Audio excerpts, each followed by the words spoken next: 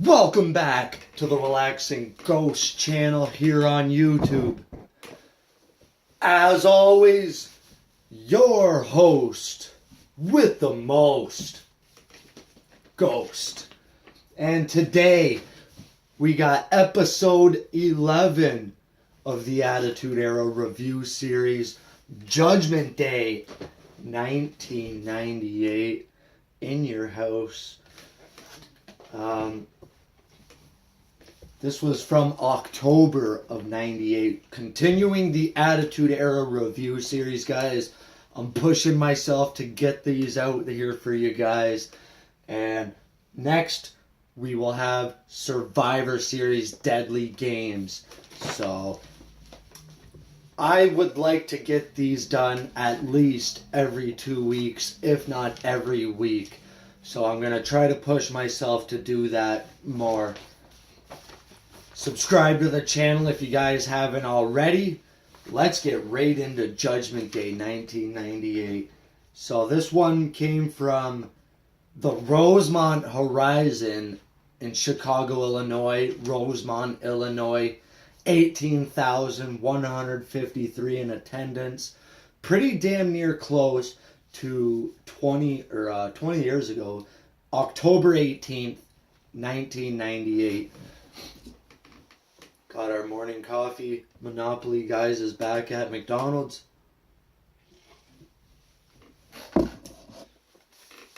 So, give you a little thing of what happened last month. Going back to Breakdown. We had that triple threat match for the title. And, no winner was declared. While the title was held up. After, Taker and Kane both pinned Austin. So now we're here, the main event, Undertaker versus Kane. Stone Cold Steve Austin's the special guest referee. So we open up the show with Al Snow versus Mark Miro in a fairly quick match. So Mark Miro is with the women's champion, Jacqueline. Jackie tries to interfere early on. Al Snow hits an enziguri, misses a moonsault. We got Mark Miro hitting a Samoan drop. And he goes up to the top rope. Misses Marvelocity, which is his version of the shooting star press.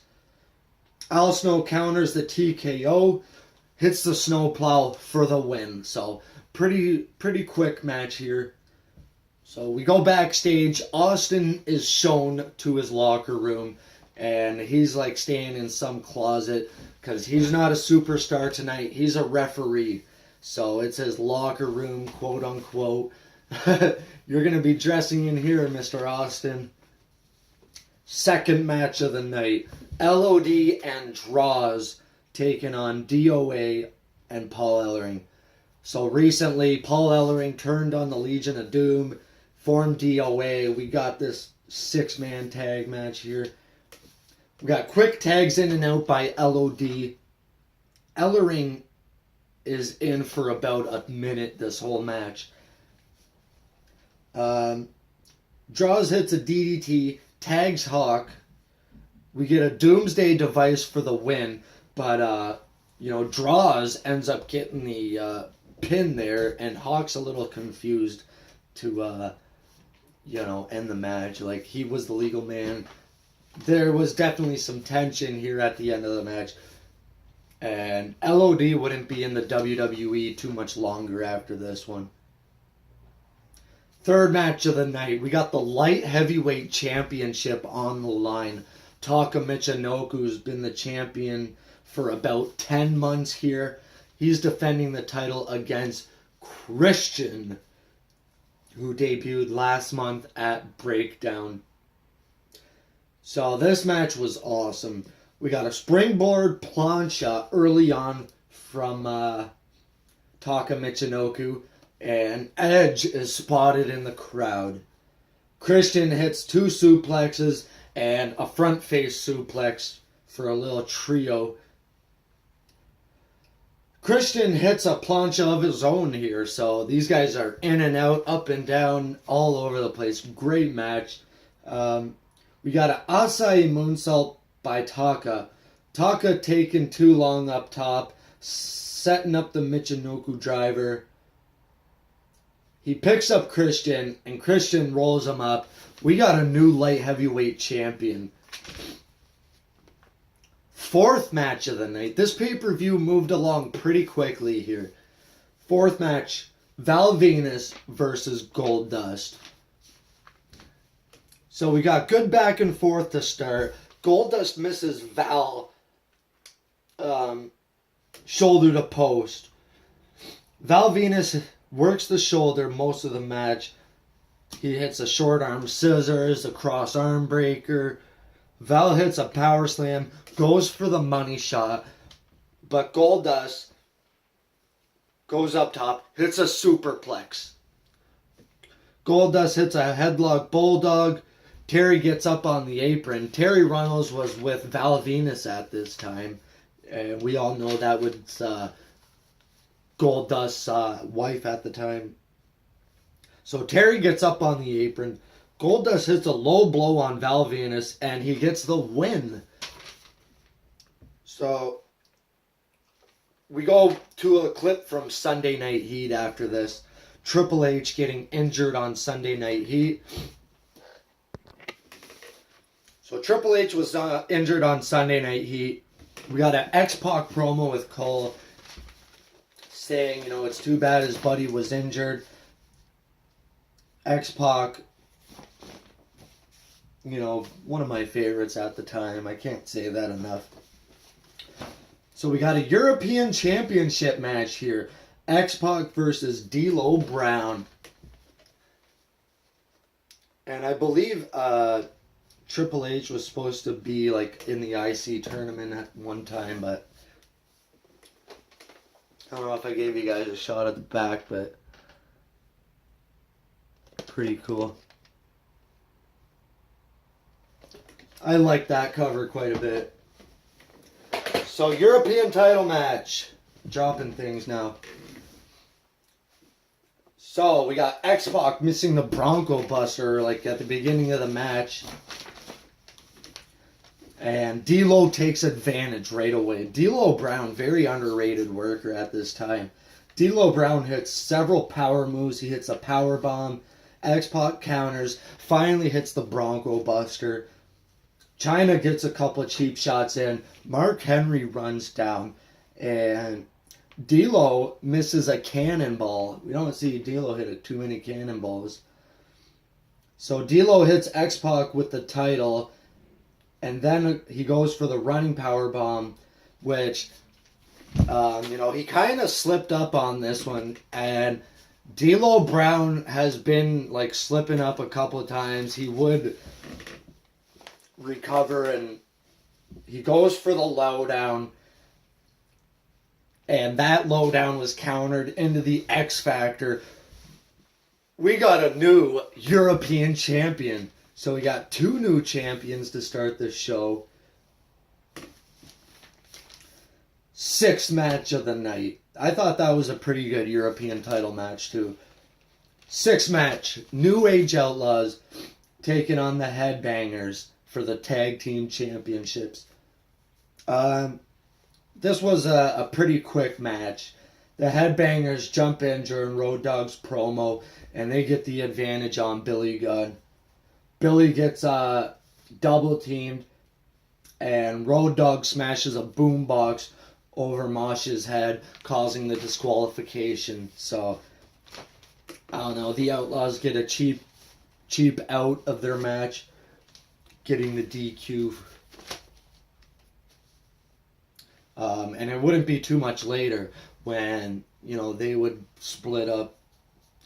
So, yeah, we got two more pay-per-views after this, guys, and we're going to be done with 98, finally rolling into 99, one of the best years in WWE.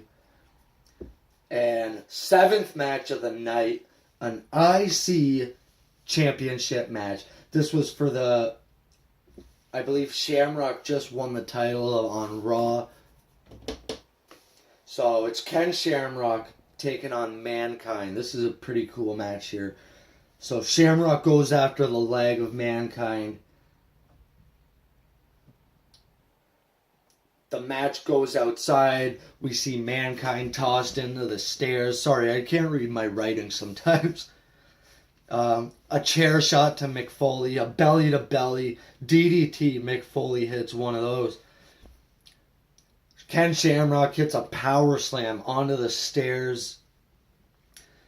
Shamrock gets an ankle lock in, and Mick Foley puts the claw on himself while Shamrock has the ankle lock on him.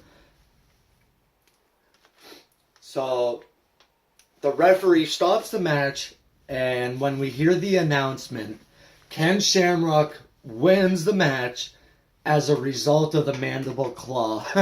So Mankind knocks himself out, resulting in Ken Shamrock winning. Ken Shamrock snaps on the referee. Mankind puts the sock on Ken Shamrock here. So pretty cool finish. You know, we don't see many guys put their finisher on themselves. Mankind could pull it off. 8th match of the night, The Rock versus Mark Henry. You know, by now the nation is pretty much split up. The Rock is pretty much a babyface by this point. He's fought, you know, Farouk a couple months back. He's now fighting Mark Henry. So, before the match starts, Mark Henry gives a poem to China. And then we start the match. We see The Rock hit a suplex on Mark Henry, who's over 400 pounds. So these guys fight outside, get back in, and The Rock hits a DDT, hits the people's elbow. D'Lo Brown runs in. Mark Henry hits a big splash on The Rock. And while the referee is counting 3, D'Lo holds Rock's legs down. Mark Henry wins the match. Pretty surprised on that one. So we got another creative finish in a couple matches here. You know, I was real surprised Mark Henry won that.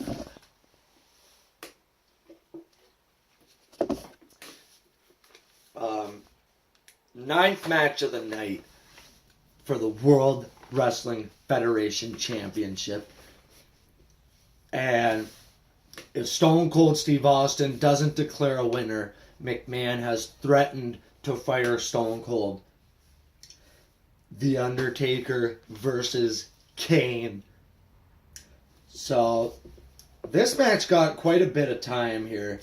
We see, to start the match off, Undertaker hits an old school. We got a slow count for Undertaker by Stone Cold Steve Austin and a fast count for Kane. So right away, Austin's playing mind games with Undertaker and Kane. These guys fight outside, fight back in. It's like every match, they're in and out, in and out. Undertaker hits a choke slam on Austin. Taker hits a choke slam on Kane.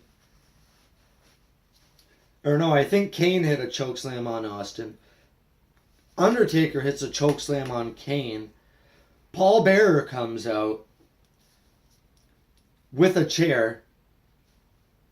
Austin gets a chair shot on Kane. Taker... Or wait, how does this work? Paul Bearer comes out, gives the chair to Kane. Taker gives a shot right to Kane's head. Austin stuns Taker. So that's how it works. So we get a Paul Bearer giving the chair to Kane. Somehow Taker blasts Kane over the head with a chair. Austin stuns Taker. Austin counts both men down.